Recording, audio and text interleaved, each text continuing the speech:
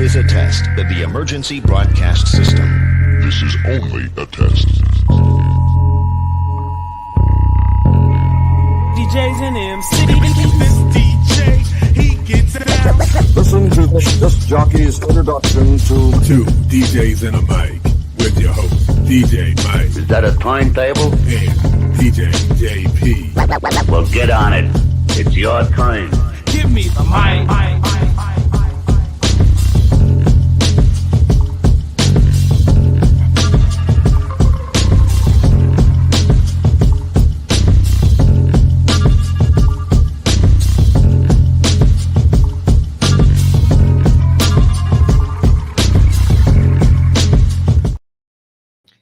And that music does it to me every time. But welcome to another edition or special edition of Two DJs and One Mic. Yes, sir. With the infamous DJ JP and myself, the modest DJ Mike. Whatever. We're blessed to be sitting here with one of the members of Midwest DJ Live, the great Rich Lange.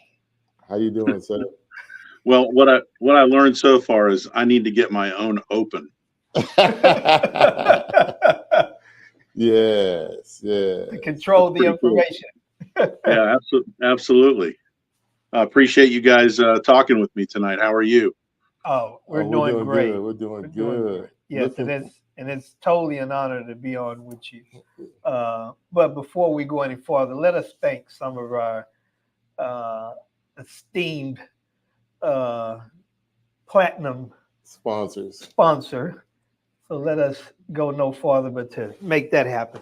Yes, we of course every show, every advertisement, we have to thank our platinum sponsor, Two DJs and One Mic's platinum sponsor, Curator Live, the #1 photo booth software featuring customization, easy setup, share options, printing, analytics, and cloud-based storage. You can reach Curator Live by phone at 800-708-0247, email info@curatorlive.com. Make sure you tell James we sent you, and let him know Two DJs and One Mic is a supporter of Curator Live, photo booth in 360. Yes, great support. Yes. James is a wonderful person. I look forward to seeing him soon. Yeah. So first question we're gonna ask is, how did Midwest Live DJs come about? I mean, DJs Live come about. Well, long before I was involved in it, about 16 years ago, some guys in the Milwaukee area literally decided they wanted to get to know each other and share some information about gear and see how things worked. And they got together in a garage and, sort of hung out. And from there decided maybe they wanted to do this a little more formally. And they grew the group. And over the next couple years, they got together at a restaurant, bowling alley, I think it was. And a couple of them DJ'd, played some music. They looked at some gear, they talked, they shared information, got to know each other. And it's really just grown from there. They started, there's a bunch of guys in the Milwaukee area that were originally involved in it. One of the guys is a guy named Big Ron, who the spinoff that we have each year at Midwest DJs Live is named after. Some other guys, Alan, Robb, and a bunch of other people that really put it together and had the vision to make it happen. And, here we are in year 16 and we're a full-fledged nonprofit group. And, we have a board and we take your money in the form of buying a ticket, and we take all of those dollars and invest it back into creating what we think is a great conference, a couple days of education and networking and hanging out with each other. And, getting to talk to people that you want to talk to and learning things about the business that we're all in. And that's kind of what it's all about. So humble beginnings. And we still feel like we're kind of in a place that's humble, but, a lot bigger production than it was at one time. Man, 16 years. That's a long time. That's good. Tried and true. Yeah. How many years have you been with? I think this is my sixth or seventh. I got involved. I went to Midwest DJs Live a couple times. I live in North Carolina, so certainly not in the Midwest, but I went a few times as an attendee. And then I got involved on the board, helping put the show together. First job I had was I was the secretary, and help keep things running during the meetings and stuff like that. And but I've done a couple of things. I've been working with the education that we put together on the stage for a few years, and then this year I'm serving as the president of the board. So we just have a lot of people that put time and effort in and give up a lot of time. It does probably about as much time as you guys put into your podcast. There's a lot of the behind the scenes work that it takes. Yes. But we all have a defined role, but everybody really pitches in and does a lot of different things. So that's the long answer. Short answer is, I guess, about 6 or 7 years. Okay. And this is your first year as president? Yeah, this first time I've been president. 2 years prior, I was the education vice president, and helped put together what the education content looked like. So, Mitch Taylor, who's been involved in the show longer than I have, he's now in the role of immediate past president, but that doesn't mean he gets to do any less work. We still keep him with plenty to do. Yes, there's always a role for you. Always. Yeah. But we will like to say congratulations on, being the president, and we're honored.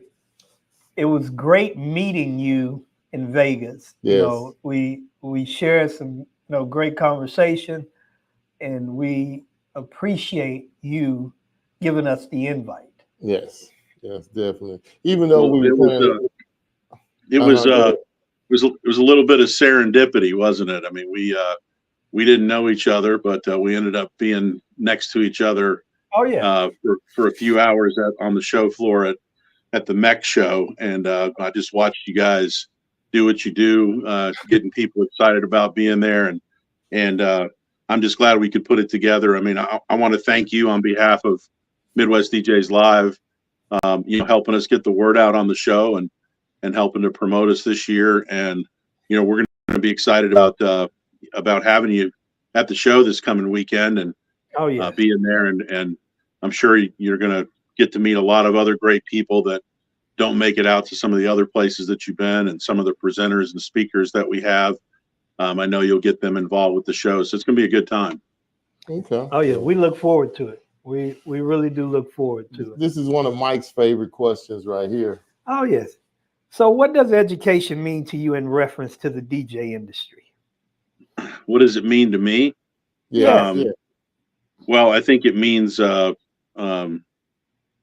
on-ramp to being more successful. I think that's what it means. Wow, what a great answer. I like that. An on-ramp to more success. I think that, it's an odd business that we're in. I mean, the fact that we have Facebook and, all the things that have happened as the internet has grown, and, you can see people doing lots of things that before it took coming together physically to do. But there's still nothing like getting together and learning from other people. Not only the presenters, but the people that you meet at the conference. I always walk away from every event, even as long as I've been doing this, with some new information, some new friends, some new people that I can talk to. And I think even beyond something that you learn, you develop some relationships that later on in the year, when you need to talk to somebody, when you need some support, when you need to run a reminder about what that idea was that you talked about, that's where the real value, I think, comes together of knowing people across the country or across North America to, really learn something and have somebody to rely on. I mean, at the end of the day, we get back home from these things. A lot of us are, single ops or small multi-ops even. We don't have a lot of people to talk to about our business. So finding people that, you can trust and can get to know and can learn from, I think that's where the real value comes from. I think probably when you say education, a lot of people think about, the guys that are up on stage, giving me advice or presentations or some nuggets or whatever that you want to take away from those talks. And I think those are super important too. I think it sets the tone for what goes on, but you can learn so much just from the people that you're around. And hallway use that conversation, lunchroom conversations, all that good stuff. Yep. Yes, sir. So here, we'll get to this one real quick. What can the attendees expect from the 2024 Midwest DJs Live Conference? What are some things we can expect? It's going to be a great show. I mean, it's a combination of some great presenters that we're going to have out there, and then some time that we've set aside for people to get together. We have some nightlife designed for Sunday night and Monday night, the 2 nights that most folks will be staying there with us in Milwaukee. So we've got that going on. We also have, I listened hard, the board listened hard to some feedback that we got a few years ago about some people said, we're going to these DJ shows, and a lot of them, we don't talk about anything having to do with DJs. What happened to the actual work that we do as a DJ. So we went back and kind of designed some mini workshops that happen within the conference. So these are not things you have to pay extra for, but we're going to have more of a hands-on, smaller group. Everybody will get to go through all 3 of the workshops that we have: an MC skills workshop, a lighting workshop, and a DJ skills workshop. And so you'll get to experience all 3 of those over the course of the 2 days, in addition to what's coming from stage. So we think that's real valuable time as well. So a lot to look forward to. I mean, I think it's a power-packed couple of days. We put on the accelerator as far as providing content goes. From the time we start until the end of the day, there'll be something for you to do and learn at Midwest. Okay, so of course I've done my homework. I know Brian is teaching a lighting class. Bill is doing the MC class. Who's doing the DJ class? Yeah, so we have 3 headliner DJs that are playing one night for entertainment, and we got a guy that's now out of New York City named DJ Even Steve, and so he'll be doing a hand-painting course. Okay, cool. Can't wait to meet him. Hadn't heard of him, but definitely looking forward to. We look forward to talking to him. Yeah, that's cool. Yeah. Hopefully he can sit down with us for a little bit too and talk to us. Yeah, I'm sure he'd love to. He's a great guy, very talented, and I mean, you'll be amazed at some of the stuff that he can do as a DJ. You'll want to go home and try to practice it. So practicing. Yes. We talking about practice. Yeah, you got to stay in there practicing, staying up on the skills and learning all the new technology and different things that these controllers and stuff they got out there these days. But we forgot to ask a very serious question, and then we're not gonna hold you long because we know you're busy. You're still trying to prepare for the show. But to tell us a little bit about you, when did the DJ bug bite you? How long have you been in the industry? Tell us about what you do up there in North Carolina. What's the industry mean? I started in one way or another being a DJ when I was about 14 years old. So, how long ago like was a lot that? You said how long ago? How long ago was that, Rich? Because some people may think that you're 21. No one thinks that. No one thinks that. That was over 40 years ago. Oh, okay. And I used to listen to the radio and have those cassette players, and try to record songs back and forth.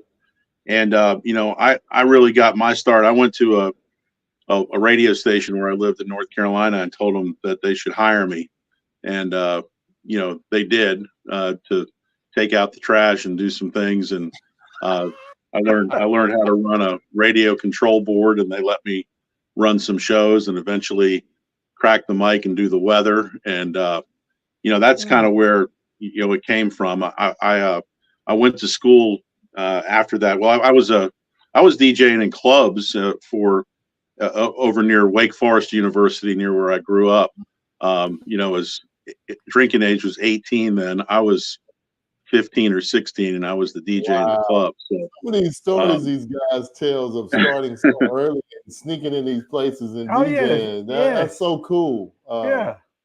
Yes, I had fun with that, and then I went to school, and I was a broadcasting major, and I learned some more about working in radio and doing those sorts of things. And so I've been around it my whole life. I've, in and out, being a mobile DJ, but for about the last 18 or 20 years, up until COVID hit, I mean, it was my full-time, highest percentage of the money that I earned every year was being a DJ and a host and what I call an entertainment designer.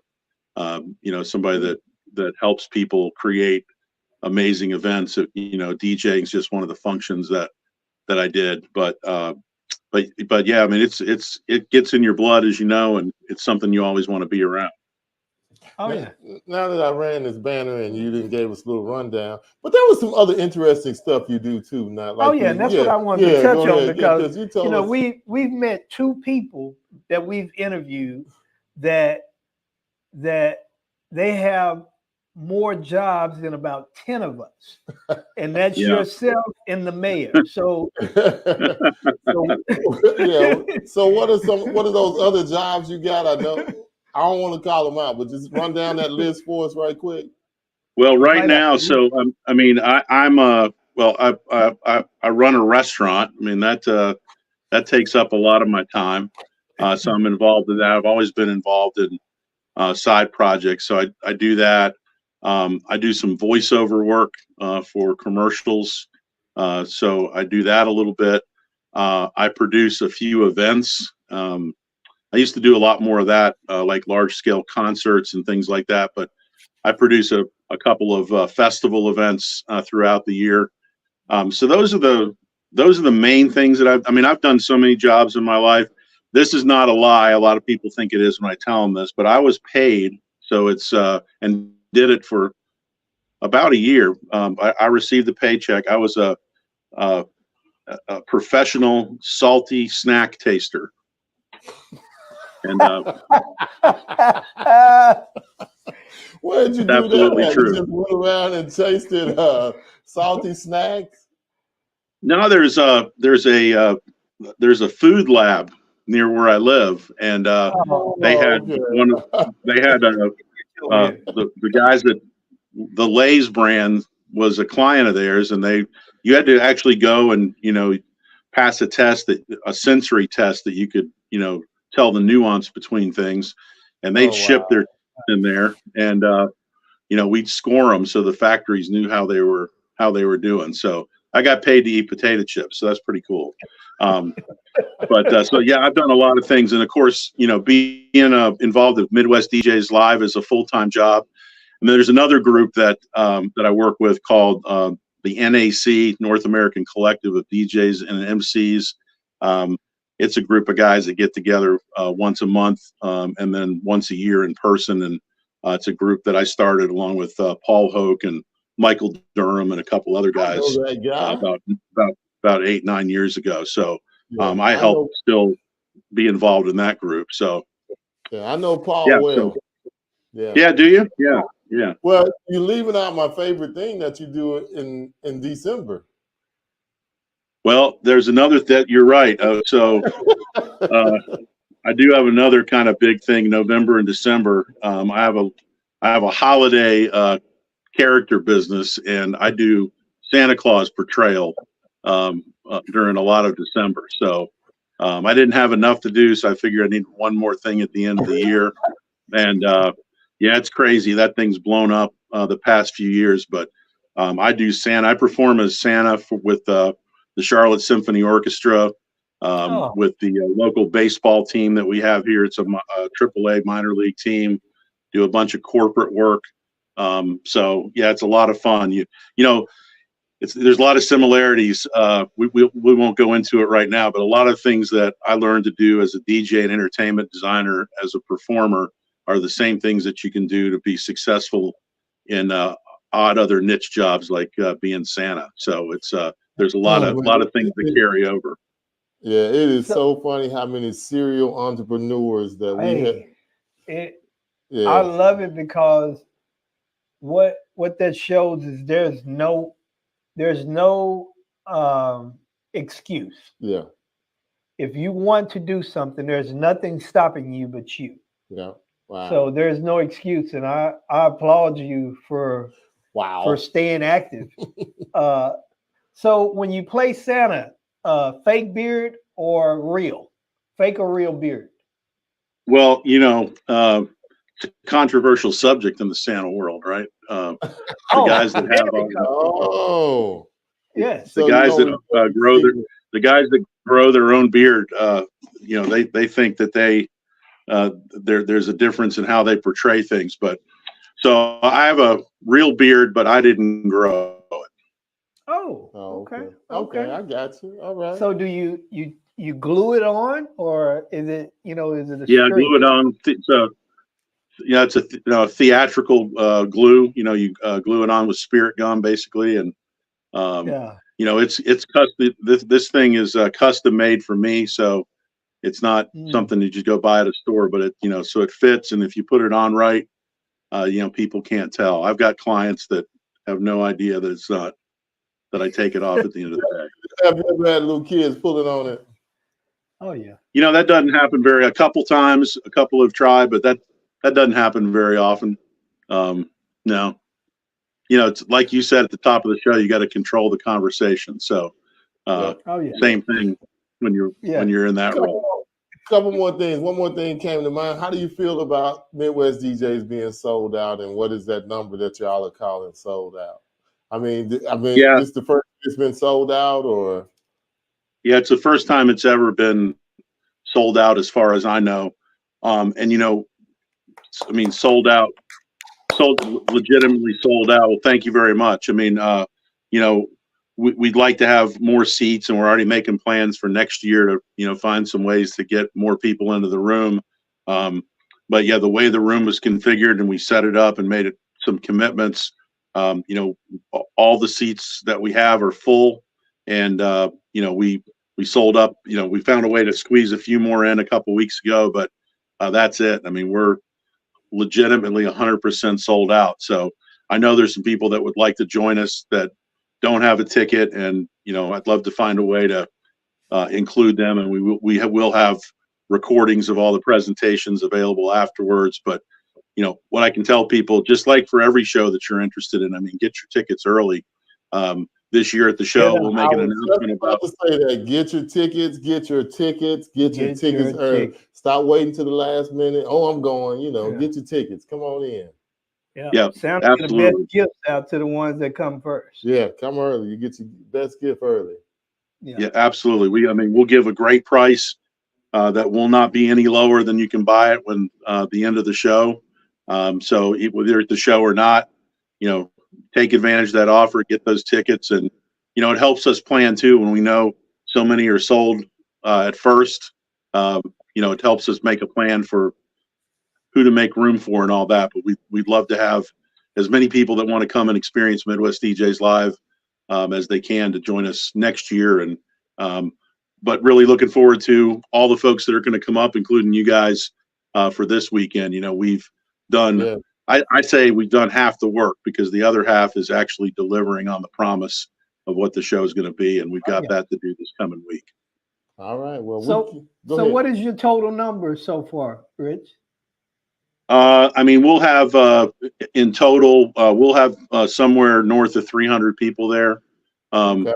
We're not a Mex show like out there in Vegas with thousands and thousands of people, but we'll be somewhere in there, with sponsors and presenters and support staff and guys like you that'll be there doing their thing. That'll get us to that, about that number. Well, hey, that's a good number. Some of us can't sell out a room of 10 trying to educate. So, you know what I mean? It's tough to get 20 DJs in Dallas, the Metroplex, to come together and educate. So I fully understand, and most of the time it's free. Hours are free. And sometimes, from my experience, each show is unique. Yes, and it's unique in what it offers. Yeah, and that's a great number for what you're trying to do, because I think sometimes the bigger it gets, sometimes things get lost. Yeah. Information gets lost. So I'm a fan of all of the smaller shows yeah. and their uniqueness. Everyone. But I can appreciate being in an intimate setting any day. Yes. Yeah, well, no doubt. I mean, you're right. Every show that's out there that's running kind of has its own vibe and its own kind of feel to it. And we kind of one of the things that we get great feedback on at Midwest for a few years is that family environment, that more intimate thing, that smaller thing. And we do want to grow the show because the more people that you have, the more dollars you have to work with to make great things happen. But we're also very cognizant of, how big we're going to get, and it's not much bigger. I mean, we don't want to turn into, something that loses that feel. So it's a balancing act for sure. So now there's only 298 tickets left for next year because we'll be there. So you guys need to you got 298 tickets to get before next year is over. Yeah. So start getting your tickets the day the show, Wednesday when the show is over. And this is another important question before we let you go, Rich. And I'm pretty sure this will be in motion. Will there be specials for the following year for 2025 available at the show? Absolutely. We'll announce a ticket price at the end of the show on Tuesday that will be valid for a very short window. So we want people to take advantage of them. We put it out there because, like I said, it helps us plan for what's going to happen for the next year. But we always make this guarantee: if you make an investment and come into the show with that special, I guarantee you 100% there will not be another ticket that we sell that's less expensive than that during the rest of the year. So you know that you're walking away with the lowest price. You will get that information on our show Tuesday night when we go live. Oh, yeah, after the all show. of that information. Yeah, we'll drop it so you can hit it. And some. Yeah. But we're going to be very respectful of your time, sir. Thank you for jumping on with us. We can't wait to see you guys Sunday. We'll be waiting on the car with our little sign, 2 DJs, 1 mic, pick us up. We'll be on the side of the airport waiting on our ride. So we can't wait to see y'all have fun, get to meet everybody, and meet the board members, the rest of the board members, and talk to everybody. Well, I can't remember if we're sending a stretch Escalade to pick you up or if it's Toyota Camry, but somebody will be there to pick you up at the airport. As long as you don't pick me up in a Pinto, I'm okay. Well, we thank you again, sir. You got all the flight information, but I will send you a reminder, son. Oh, yes. Yes, sir. We'll be there. And I really do appreciate the support from all the folks that work on and all the folks that attend Midwest DJs Live. Thank you so much for your support of the show. We'll see everybody on Sunday. Yes. Sounds great. All right. All right. Thank you, sir. All right.